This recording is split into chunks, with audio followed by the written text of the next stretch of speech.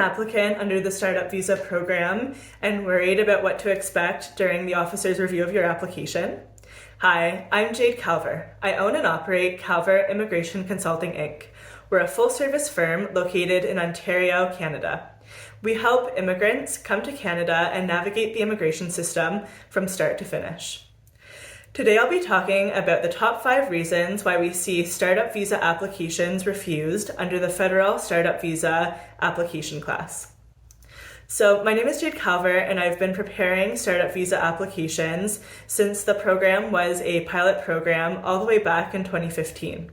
Since then, the program has become permanent and it's an excellent way for entrepreneurs who have an innovative business idea to bring their scalable business to Canada and start up.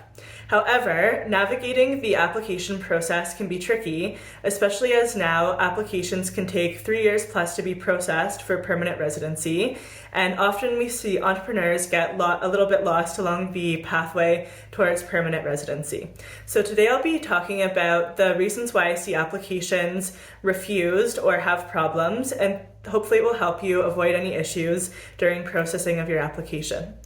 So number 1 is lack of proof of progress. So when it comes to startup visa applications, you need to show that you're making progress on your application. This can be market validation, revenue, proof that you have a minimum viable product. All of these things are really important in a startup visa application. During the application process, the immigration officer will ask for an updated business plan, usually at the end of the process, and what they're looking for is progress in the business. The second reason that we see applications refused are lack of intellectual property. So if you don't own the IP associated with your business, so if you have no IP, trademarks, patents for the business, this is a big red flag to the officer. Immigration Canada has established this program to make sure that businesses are going to bring IP to Canada so that we're competitive in the global race to have the most startups. So if you're bringing technology that isn't protected, then often they'll be concerned that you're not serious about the business, and therefore this often leads to issues during the startup visa application review. Another issue that we see during the startup visa process is that you're not going to operate from Canada. So this is especially true for those of you who have businesses outside of Canada and you're going to be doing something similar in Canada.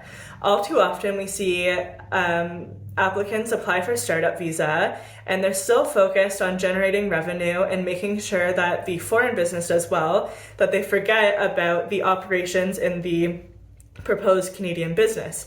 So if you have applied under startup visa, it's really important that you think about, okay, how am I going to move my business to Canada?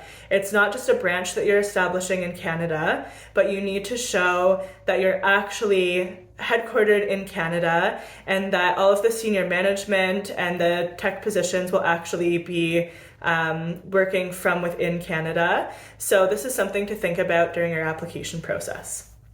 The fourth reason that we see issues with startup visa applications is that you're not creating positions for Canadians. So if in your business plan, you have no staffing plan, the immigration officer, when they review your business plan, they'll look at your business plan as well as your cash flow projections.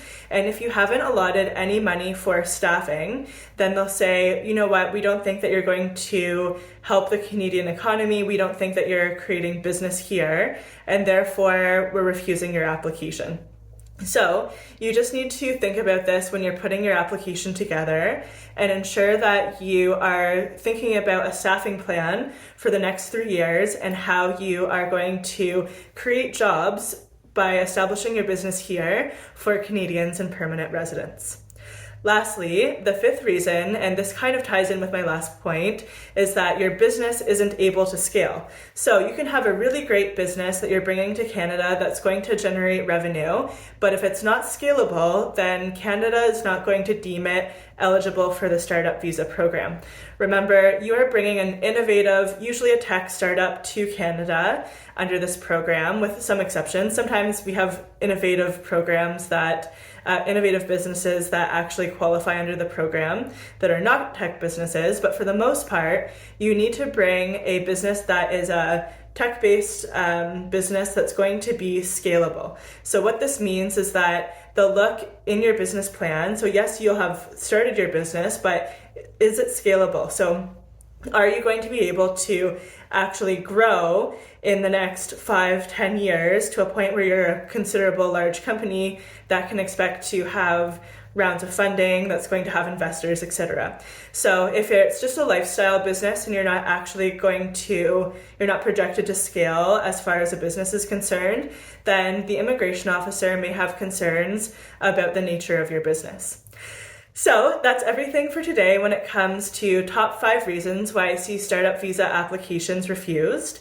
If you have any questions about what to do to ensure a proper response is given to IRCC during the application process, or if you're already navigating the peer review process, please reach out to me. Once again, we are online at calverimmigrationservices.com. You can book an online consultation with me at any time, and don't forget to click and subscribe to my channel. I give weekly updates on immigration matters pertaining to business immigration, economic immigration, as well as family and study classes.